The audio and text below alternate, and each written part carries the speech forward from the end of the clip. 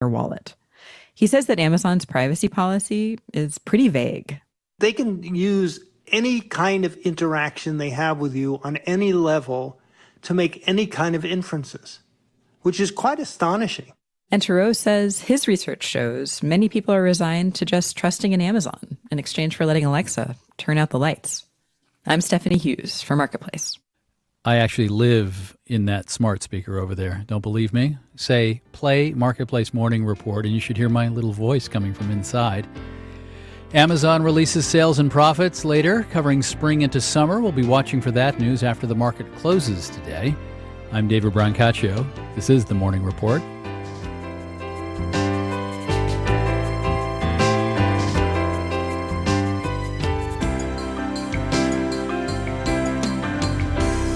From APM, American Public Media. Wayne Hogan of the Terrell Hogan Law Firm. I'm Wayne Hogan. Distracted driving is deadly. Teens? Yes, but adults too. And there are millions more adults than teens. Arrive alive. Let's end distracted driving. Learn more at waynehogan.law. Baptist Health is a proud sponsor of First Coast Connect with Melissa Ross. North Florida TPO, proud sponsor of WJCT's First Coast Connect, bringing to the community innovation in transportation planning, commuter services, clean fuels, and intelligent transportation systems. More at northfloridatpo.com.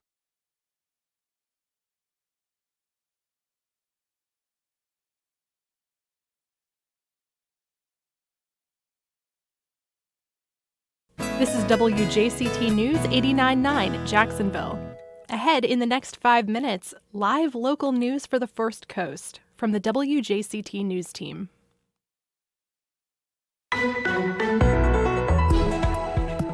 Can your employer make you get the vaccine?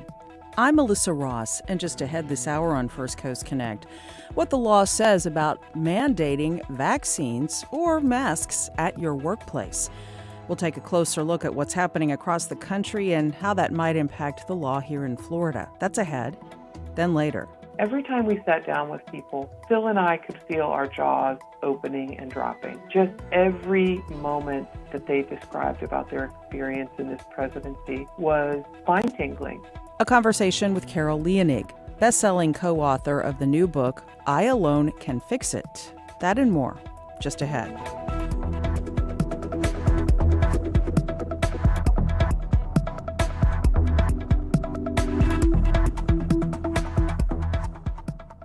After the day's news.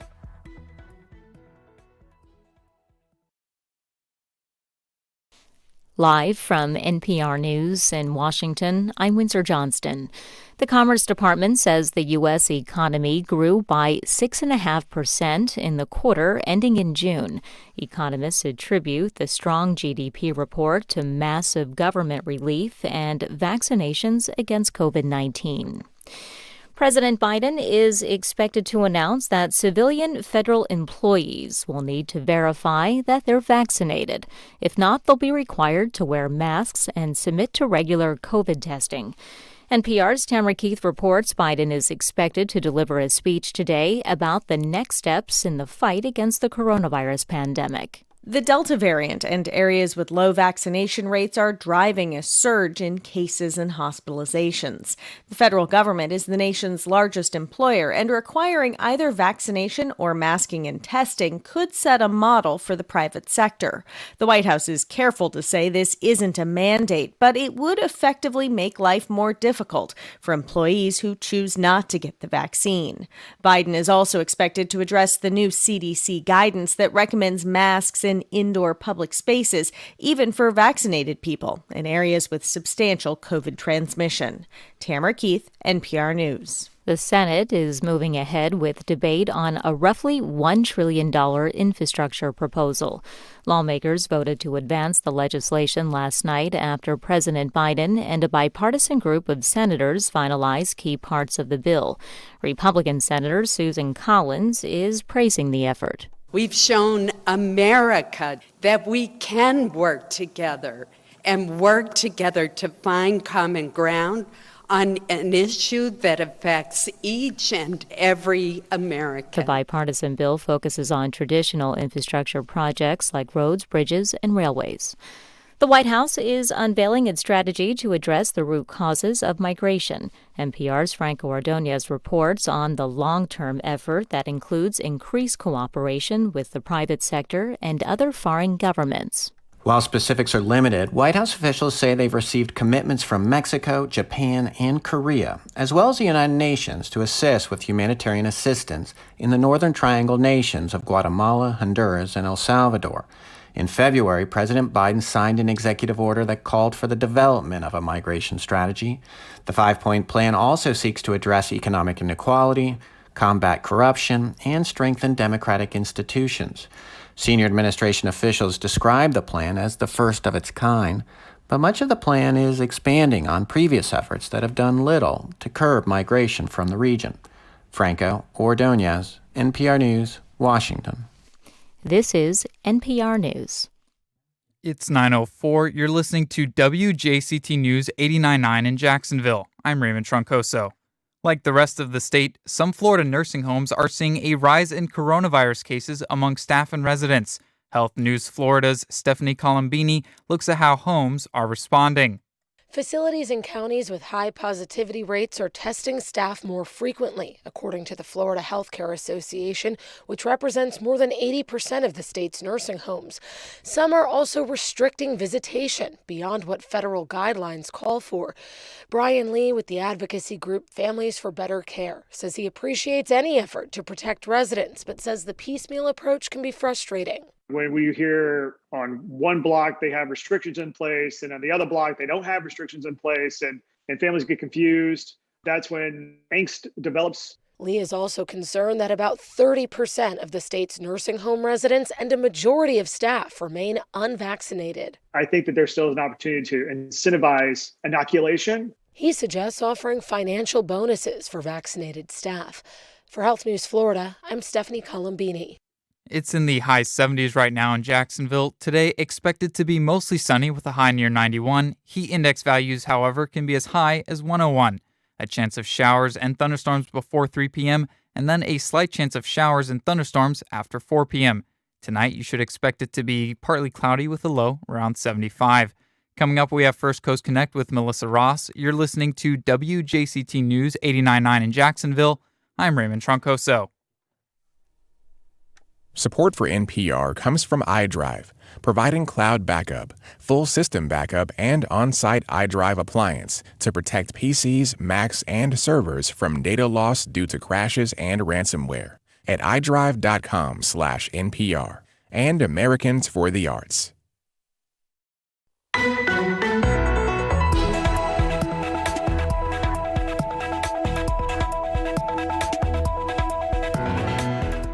Can your employer make you get the vaccine? Good morning. We're live from Studio 5. I'm Melissa Ross, and this is First Coast Connect. Thanks for listening.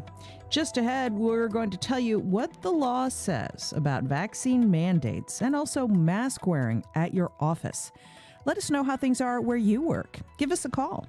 It's 549-2937. Then later we speak with the co-author of the new bestseller on the final year of the Trump presidency, I Alone Can Fix It. That's later. But first this hour, the Biden administration is expected to announce today new vaccination requirements for federal employees and federal contractors. It's anticipated that they will be required to show their vaccination status to come to work or submit to regular COVID testing. Now, of course, here in Florida, Governor DeSantis passed a law along with the legislature forbidding these sorts of vaccine requirements for the workplace. However, increasingly at the national level, entities are moving in this direction, a number of them, both private and government. So it got us to wondering how this might play out in Florida over time.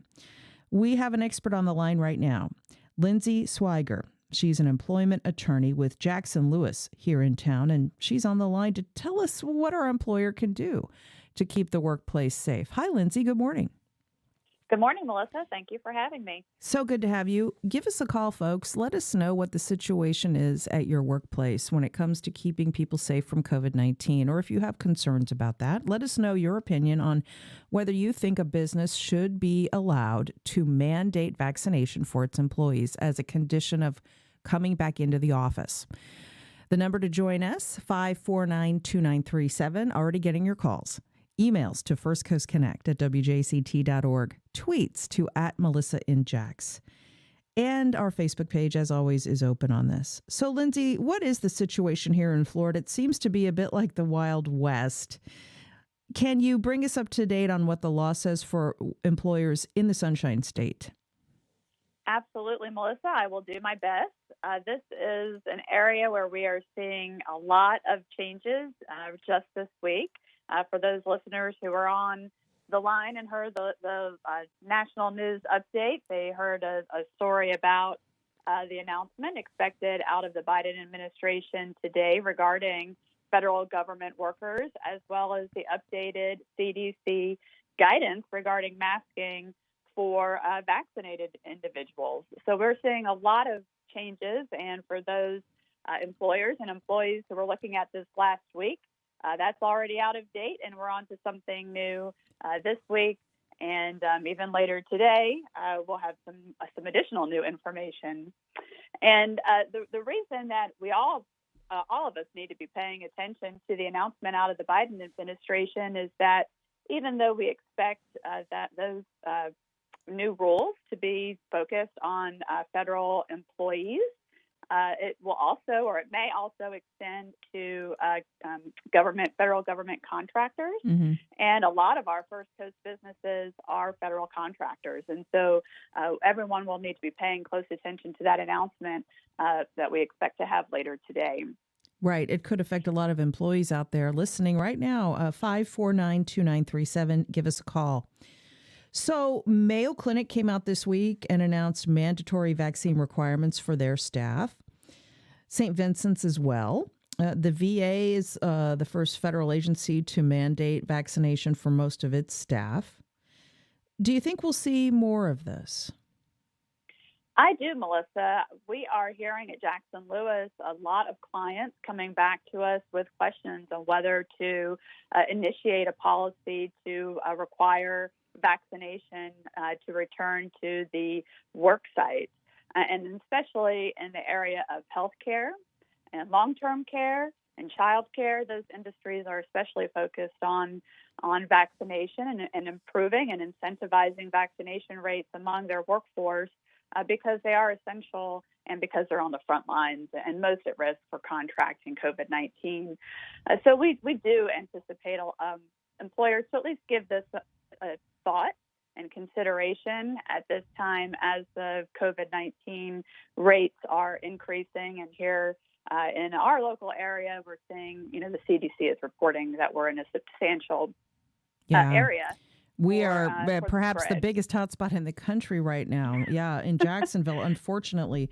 But, right. But Lindsay, what about Florida? There is a law the governor pushed that bans what he calls vaccine passports, demanding to know someone's vaccination status to come into their workplace or to come into any kind of large-scale event, that kind of thing. He's been fighting with the cruise ship companies on this. Some of them are going to defy him and continue to require proof of vaccination to embark on a ship.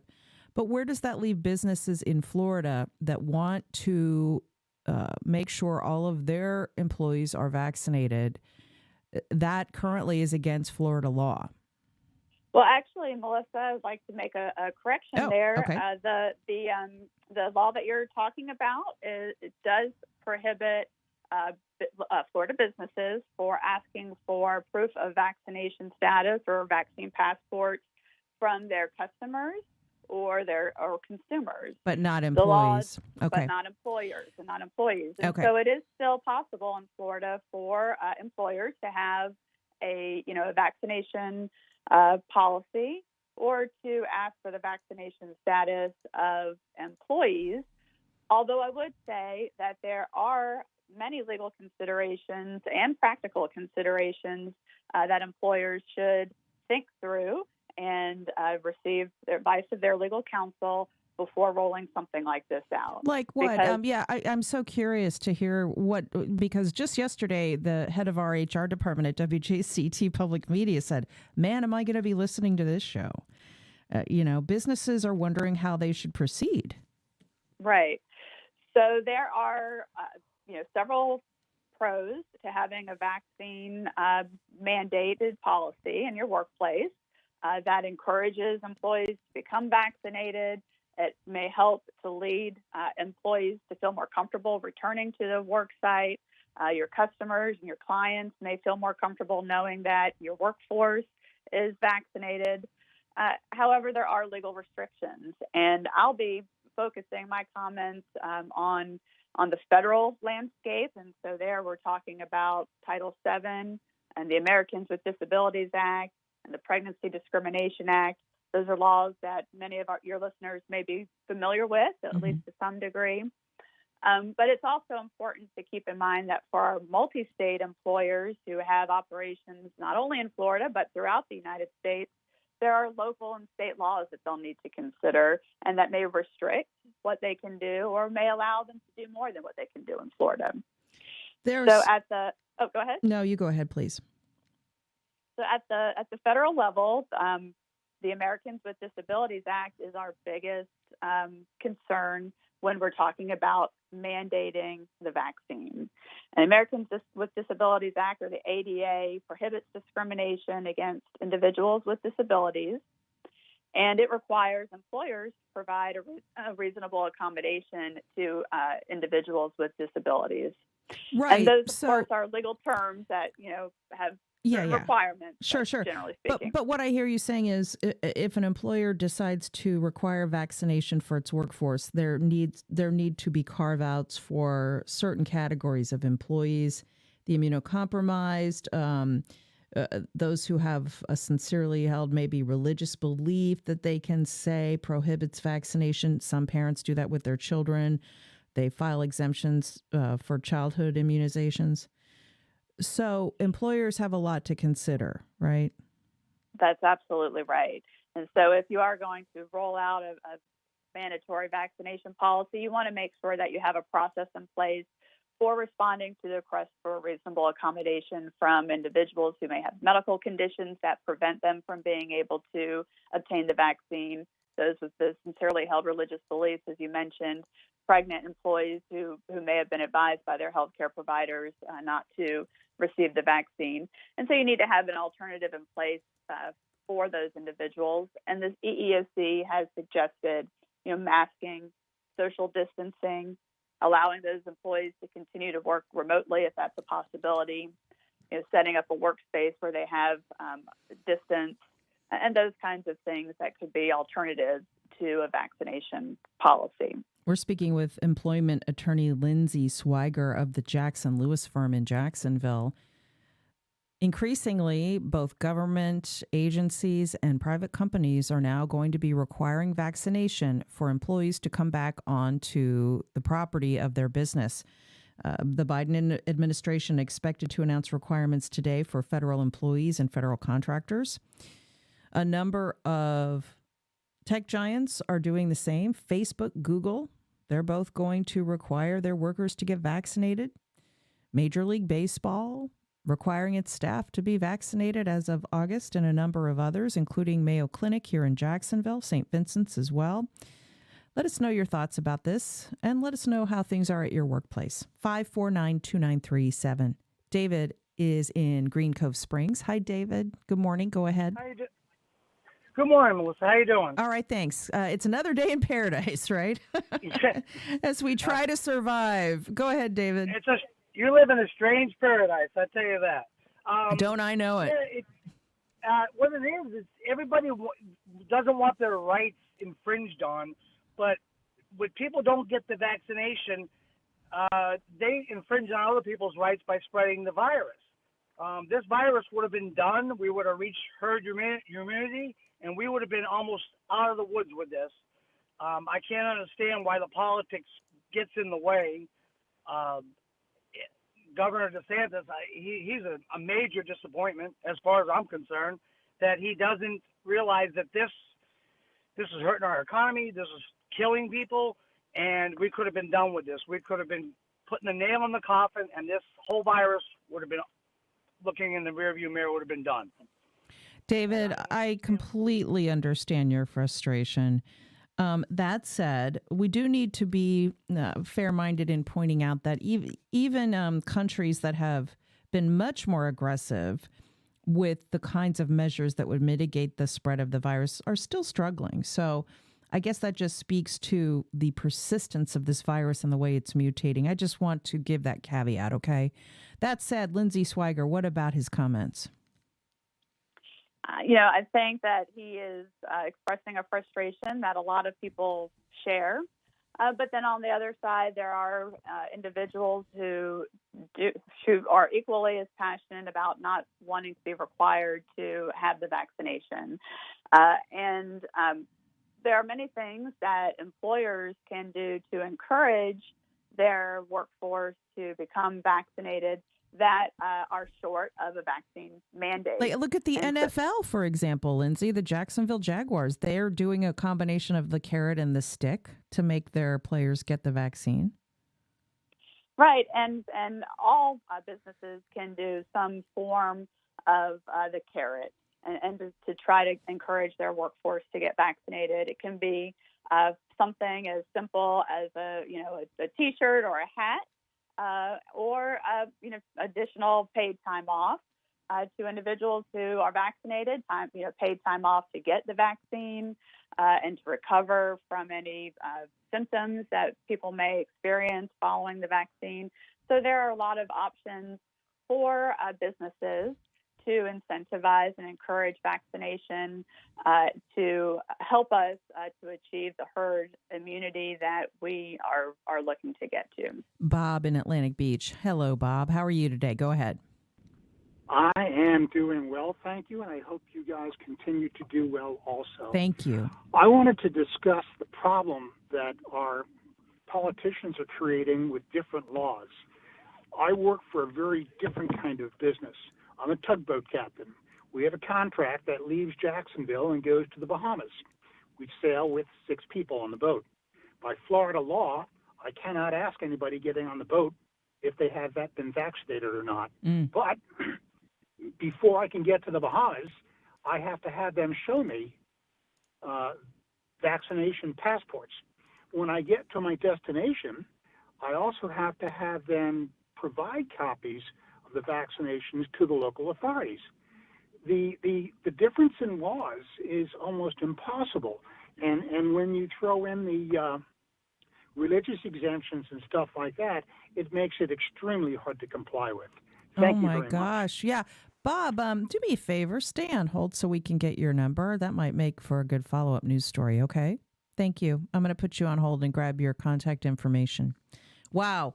Okay, so Lindsay, just picture Bob on his tugboat trying to comply with different jurisdictions, not just domestic, but also international, and run the business that he's in.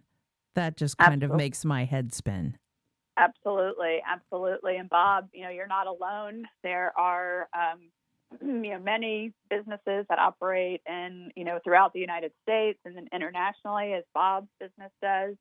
And he's absolutely right. There's a patchwork of laws, that can go from the federal to the state, even down to counties and cities.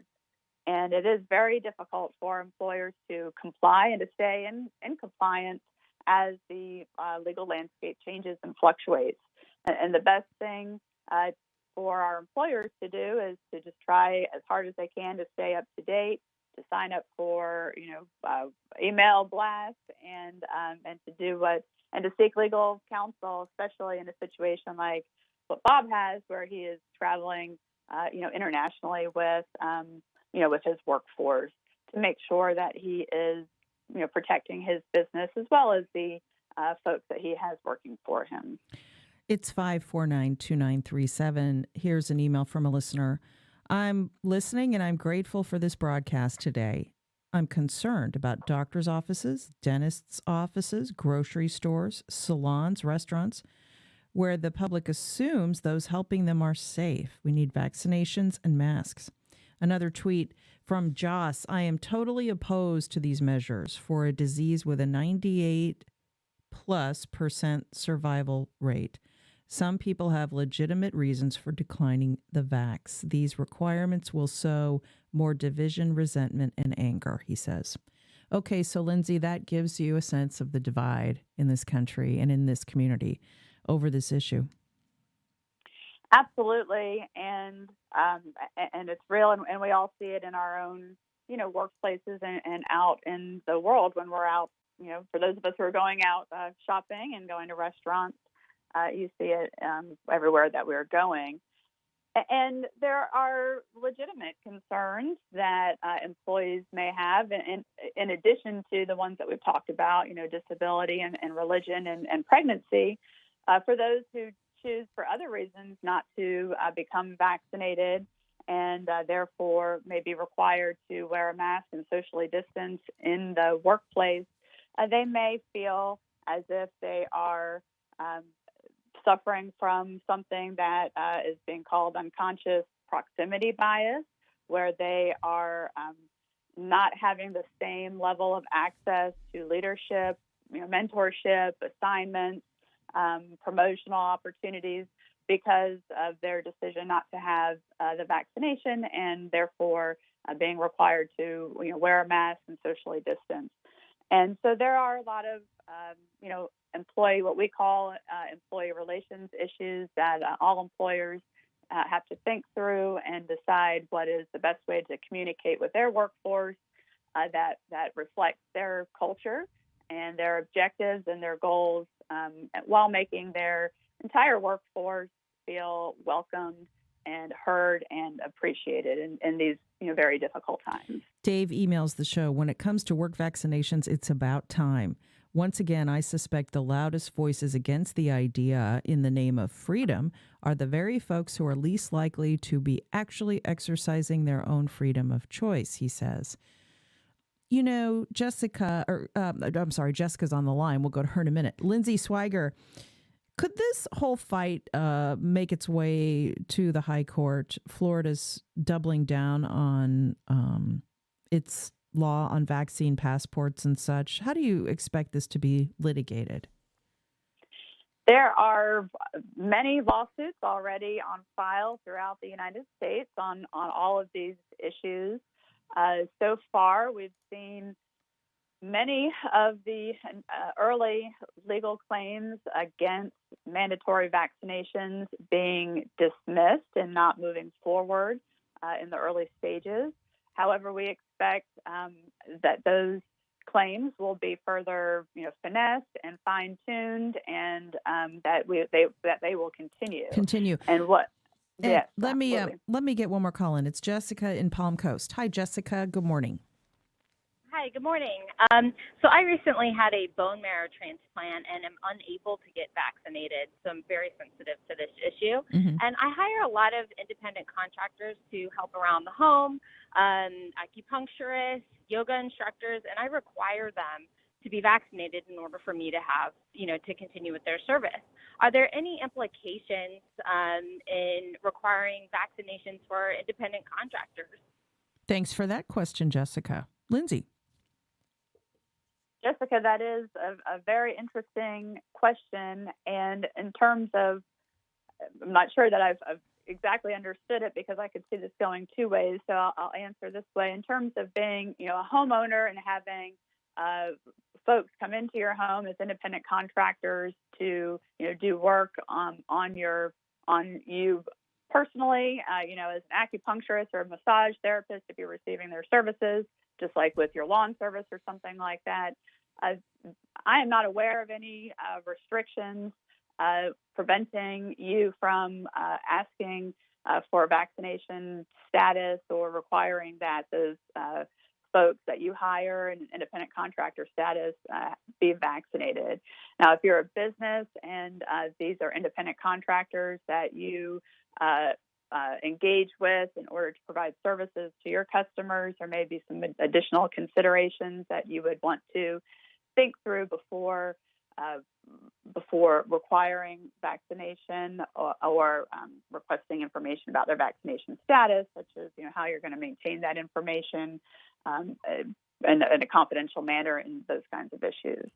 This is a fluid situation, but I hope, Lindsay, you'll come back because, of course, things will change as we move along. Thanks so much for your insights about the workplace today. It is so valuable to get this information out. We really appreciate it. My pleasure. I'm happy to come back anytime you want, Melissa. She's attorney Lindsay Swiger, specializing in employment law with the Jackson Lewis firm here in Jacksonville. We'll keep up on that with her and others because things could change, as I said. Meanwhile, much more still ahead on the show. Later in the hour, performer Bob White. But up next. Every time we sat down with people, Phil and I could feel our jaws opening and dropping. Just every moment that they described about their experience in this presidency was spine-tingling. A conversation with Carol Leonig, co-author of the runaway bestseller on the final year of the Trump presidency, I Alone Can Fix It. That's next.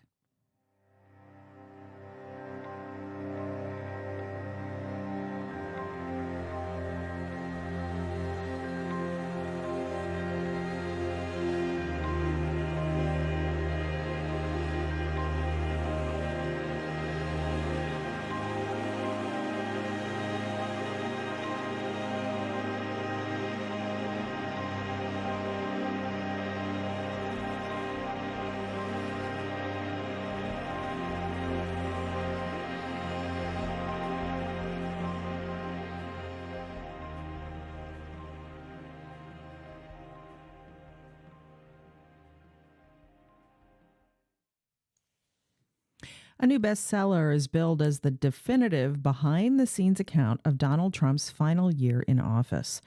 What was really going on around the president as the government failed to contain the coronavirus and over 500,000 Americans died? Who was influencing Trump after he refused to concede an election he had clearly lost and spread lies about election fraud?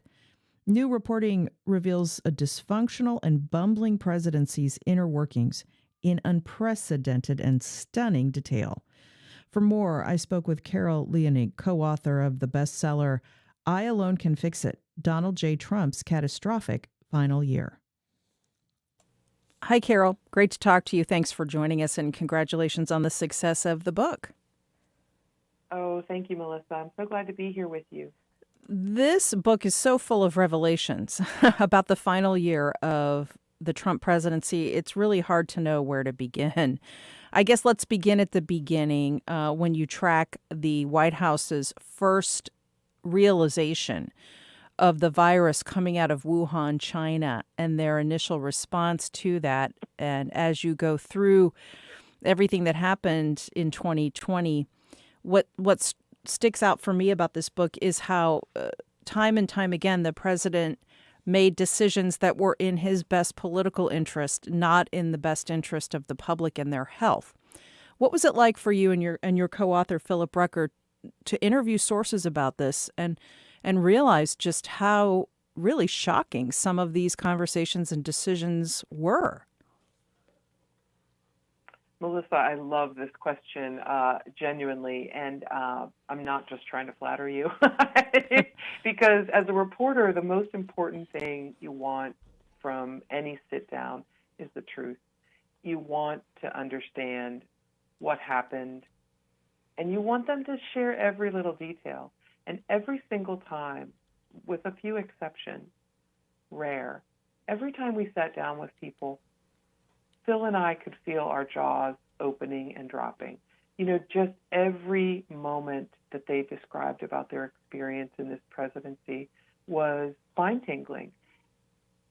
Even though we are, I think, good reporters, very good reporters who delivered a lot of good information in real time in the Washington Post for the public, we were stunned by what we learned when we went back for this deeper excavation. And you hit it exactly, the nail on the head, about the president's MO, which was everything else be damned but my reelection, my political gain, my quest to not just maintain my grip on power, but to sort of win every daily and hourly news cycle.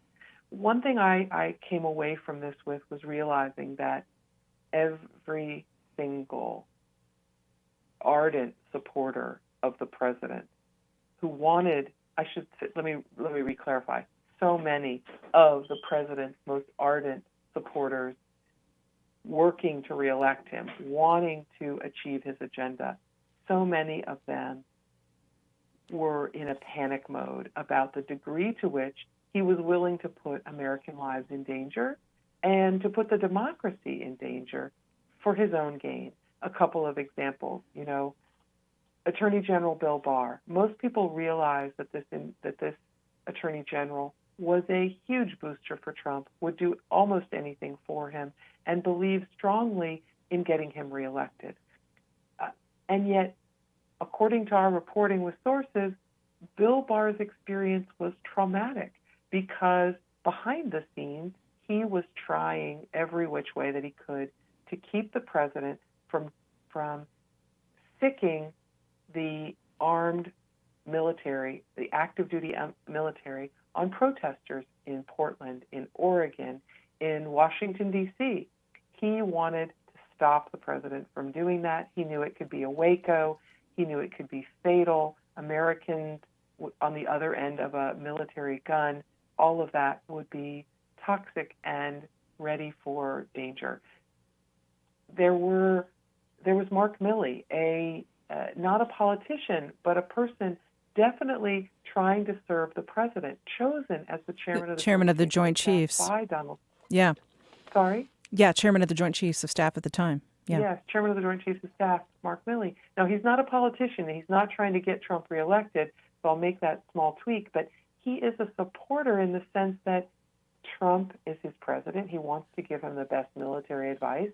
And Trump is the person who chose him for this job, mostly to spite General Mattis, the former Secretary of Defense, who did not like General Milley. General Milley becomes concerned that there is a coup afoot in the fall and the winter of 2020. He thinks Trump and his allies are essentially trying to get their hands on the agencies, what he calls the guys with the guns, to his mentors and friends. He's trying to get his hands on the guys with the guns, the FBI, the CIA, and the Pentagon, so that he can force his will and make sure that he keeps power and avoid a peaceful transfer of power Right. to Joe And Biden. yeah, I mean, Milley even talked about this as something of a Reichstag fire moment, drawing parallels between the Trump presidency and the origins of Nazi Germany. So, but let me ask you, Carol, because your sources are impeccable and you and Philip Rucker spoke to so many people in the administration or close to it who tell these incredible tales.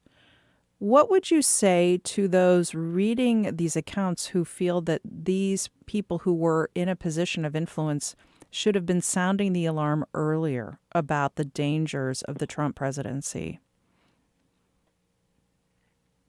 That is a position that, as reporters, Bill and I don't take one way or another, because it's not our business to decide who speaks up in criticism of a politician, and we wouldn't recommend one way or another.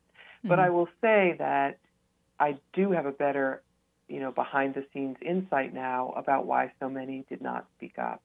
In our reporting, we learned that, for example, Secretary of Defense Mark Esper is almost on a roller coaster ride in this job, where he knows Trump is furious at him for keeping him from, again, sending and unleashing military forces on protesters. Esper is another bulwark against that. He knows the president is furious at him, and he is just trying to hold on for dear life to his job because he fears what Trump will replace him with. He is worried about a series of Trump loyalists that have been installed in key jobs in the Pentagon, and he's being warned that these people are trouble and that they will do certain things that both he and Milley are fearful of.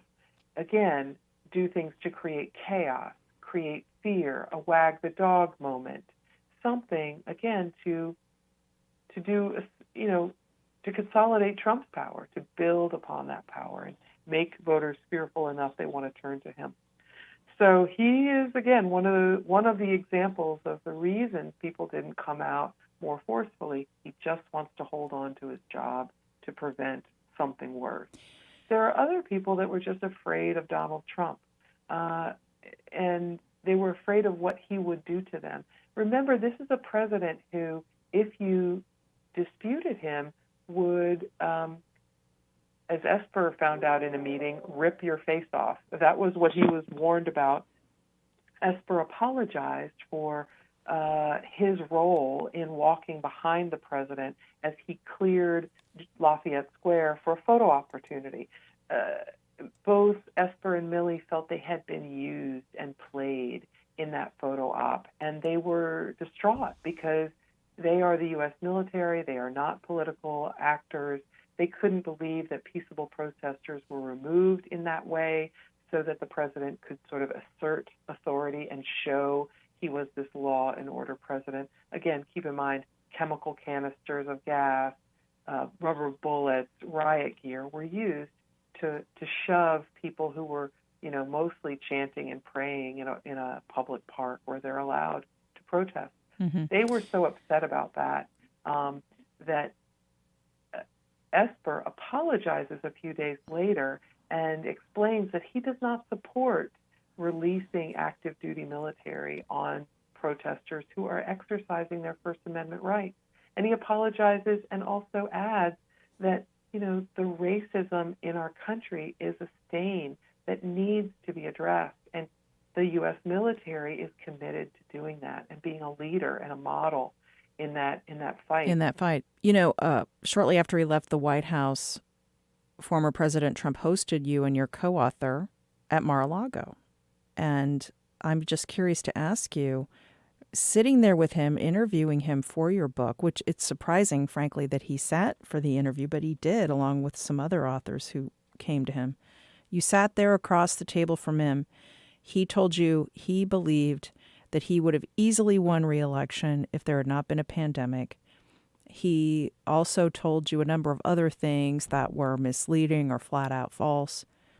Sitting there with him, did you get the sense that he believed what he was saying, truly believed it, or did you feel that he was spinning you as a journalist and an author? I also love this question because, my job as an investigative reporter relies a great deal on my ability to detect when someone is lying, to sort of sense when they're fibbing and read their body language. I don't make, dispositive decisions based on that body language, but it's helpful. It's a helpful tool. And everything that the president said about the election, about COVID, about his foes, none of it had a connection to reality. None of it was moored in reality. It was easily disproven, and it was easily disproven by his own cabinet members, his own aides, who told him these things were false. But the former president is so physically committed, so deeply internally committed to this new internal narrative that is in La-La Land, that I detected no deception on his part physically. From stem to stern, he looks like a person who believes it. Now, whether or not he does, I can't tell you. I will just say that it's impressive if he is lying in his own mind, if he's intentionally lying, his body does not give it away.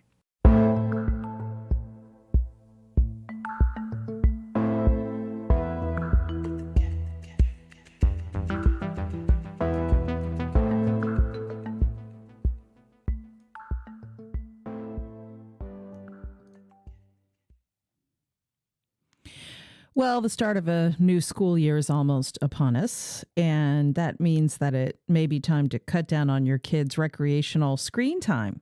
How do you do that? Dr. Jenna Wheeler has some tips. She's a pediatric critical care physician with Orlando Health Arnold Palmer Hospital for Children. Hey, Dr. Wheeler, good morning. Good morning. How are you? I'm great, thanks. And I'm excited to talk to you about this because this is a problem in our house, too. The pandemic seems to me to have made the amount of time kids spend on screens even worse. Is that what you're seeing? Definitely. Both as a pediatrician and also as a mom myself, I think a topic that we all kind of have in the forefront of our minds, but we're also trying to juggle, so many things that are new with this pandemic and new ways of learning and trying to juggle careers and taking care of our families and keep our kids occupied. And so I definitely think it's a good topic right now. Yeah. A 2020 study by the American Academy of Child and Adolescent Psychiatry finds kids aged 8 to 12 in the United States spend 4 to 6 hours a day on screen media, teenagers up to 9 hours. I have struggled with this as a mom. It is so difficult to tear kids away from their phones, their games, their social media. But we have to try. We have to try to limit screen time. Too much of it is just not good for them. What do you have any advice for parents out there about this? Because it's easier said than done. It really is. It's really easy to say, well, just take away the screens, but it's not possible. It's not possible in today's day and age with everything being so technology driven and just with everything kind of going on. I think the keys are to know what your kids are doing. The biggest thing as a parent is to monitor the amount of time.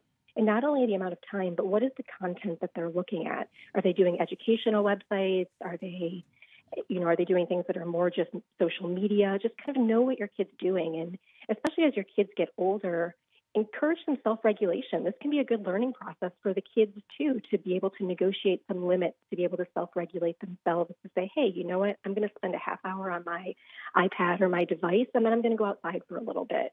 And just to really make sure that you kind of balance the screen time with good sleep habits, with good exercise, and then some quality time as a family where everybody in the family, not just the kids, but the grown-ups too, all have their screens off so that they can really kind of communicate and use that time to say, hey, I saw you were on your screen for a while today. What were you doing? Did you learn anything on it? And kind of make it a conversation point as a family. That's great. And in this time when there's so much tension about back to school, everything is so fraught right now with battles over whether kids should be masked and worries about the spread of COVID overall. Anything we can do to dial down the temperature at home with our children, I think, is a good thing. What other advice do you have for parents who are getting ready and gearing up for back to school?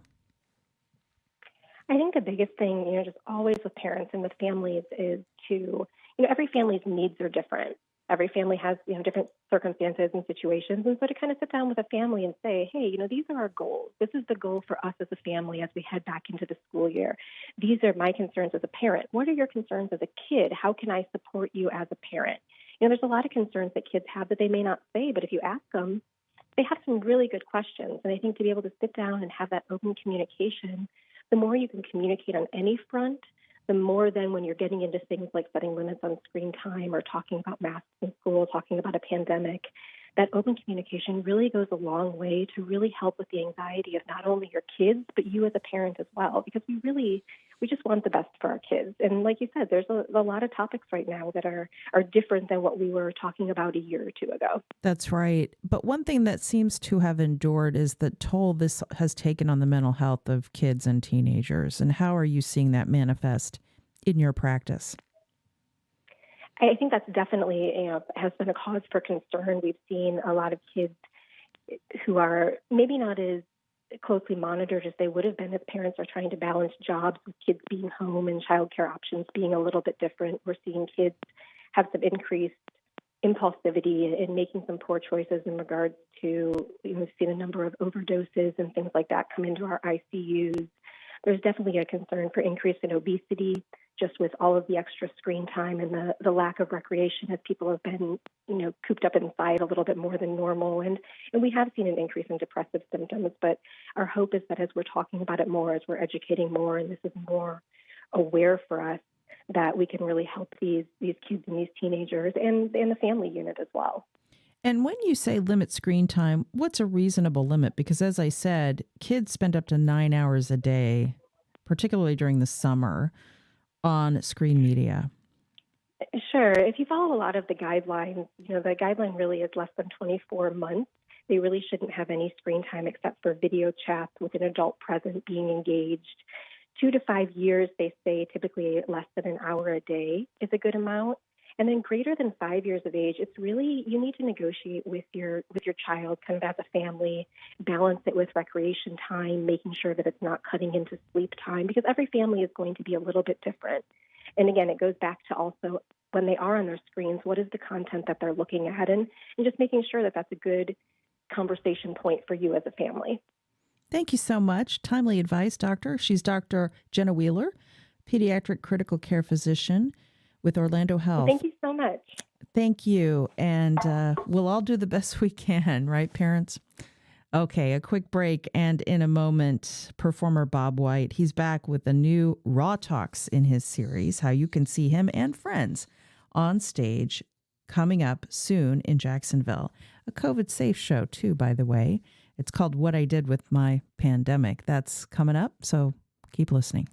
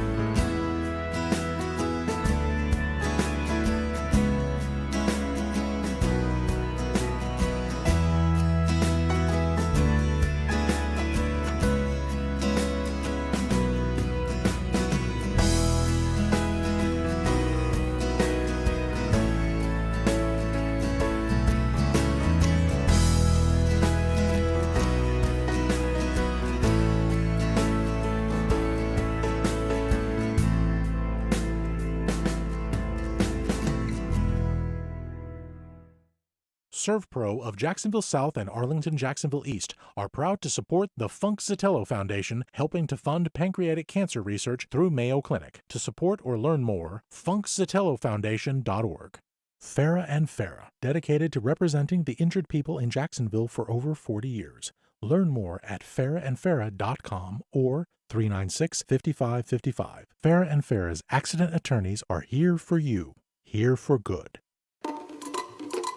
I'm Robin Young. The new documentary, Ailey, tells the story of the legendary choreographer Alvin Ailey, dance giant Judith Jamison remembers performing his works. You got up there and burnt up the stage and didn't leave anything for anybody else who was coming in after you to dance on, because you had already done it all. Next time, Here and Now. Today at 2 on WJCT News 89.9. On the next Fresh Air, spyware, we talk with Washington Post reporter Craig Timberg about how a private Israeli spyware company leased military-grade spyware to governments that were supposed to use it for tracking terrorists and criminals. But it was used to hack the phones of journalists, human rights activists, business executives, and others. Join us. Today at noon on WJCT News 89.9. Officer Harry Dunn knows because he was there. If a hitman is hired and he kills somebody, the hitman goes to jail. What's next for the House hearing into the deadly assault on the Capitol? There was an attack carried out on January 6th, and a hitman sent them. I want you to get to the bottom of that. That's next time on 1A. Today, starting at 10 on WJCT News 89.9.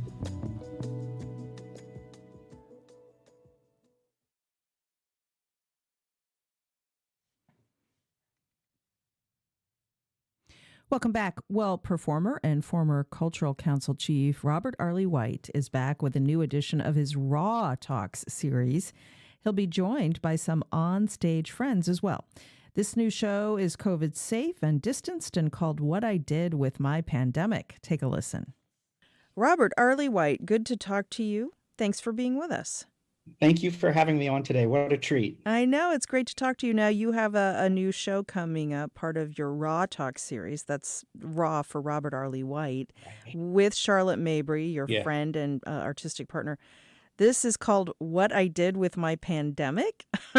I Yeah. think we need to hear about this because what have you been doing with your Yes. pandemic? Yeah. Well, I'll tell you what, Melissa, I did a lot of things. I got peacekeeper training. I got end of life care training.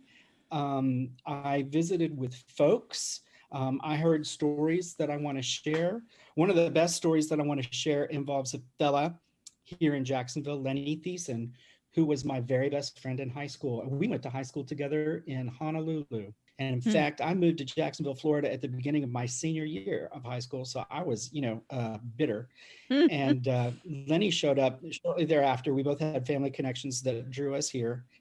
And it's been really, really interesting and fun to have that connection from, way long ago, to keep me honest and engaged in a lot of different kinds of things. When I was 13 years old, Lenny Thiessen said to me, "Hey, they're having auditions after school today. We should go do that." And that is, that's what put me on my life's path. And we're still talking and doing things together today. Now, this is just an example of the kind of stories you'll share on stage with your friend Charlotte Mabry, and then also a lady named Blair Wolverton. So this is a chance to have sort of like an intimate performance with some really interesting folks on stage with you. Yeah? Oh, absolutely. Well, I think Blair has been certainly iconic in certain circles in Jacksonville for a mighty long time. She is so funny and so brave and so smart. And she knows where a lot of the bodies are buried. And so as I've gotten to know her better, Blair was in my social bubble over the course of the pandemic so far. And it occurred to me at one of our meetings that I really wanted Blair to be available to tell some of the things that she knows to an audience. And when I asked her if she would do it, she said in her inimitable way, "Oh, honey, I have no fear of the stage." and so we were off and running from that point. But Blair is a delight. One of the real features of Raw Talks is, Charlotte and I tell stories, sing songs, one thing and another. And then we also capture questions, written questions from the audience. And we're asking people to write down some questions for Blair as well. Blair did ask me, what are we going to talk about? And I said, you know what? We're going to ask you some questions. It's not even interesting to me if you hear them or not. We just want you to say whatever you please. Whatever you please. So it'll be an interesting night. And this will be an intimate venue. We are still in the middle of a pandemic, and we are seeing a surging variant going through this community and filling up hospitals. So that's something that will be in the background of this. You want to have fun, you want to tell stories, but we're in a serious time. Well, that's exactly right. And that's why we determined early on that we're only going to sell 25 seats per performance.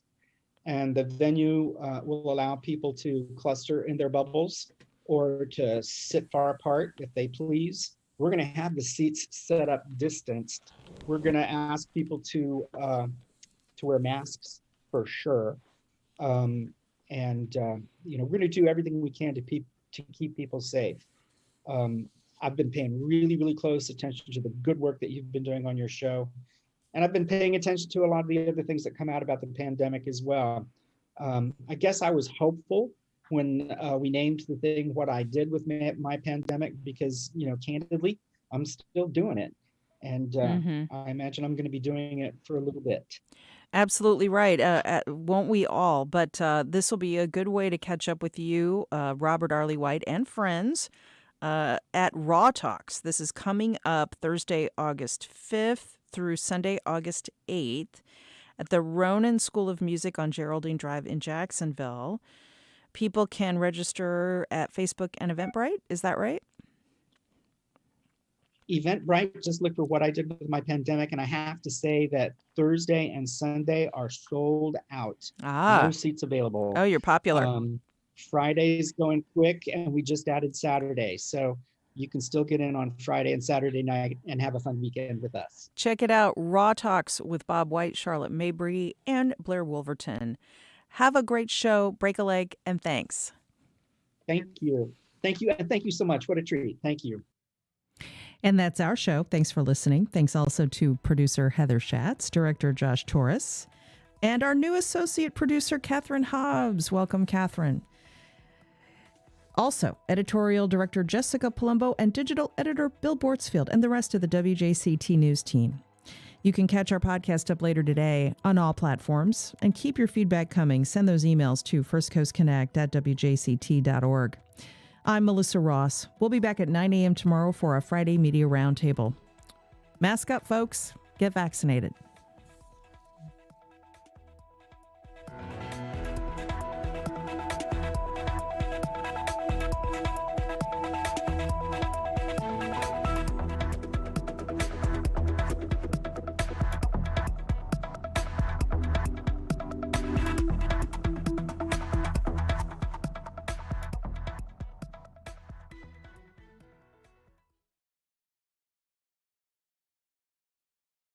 Support for First Coast Connect is provided by Baptist Health and the North Florida TPO.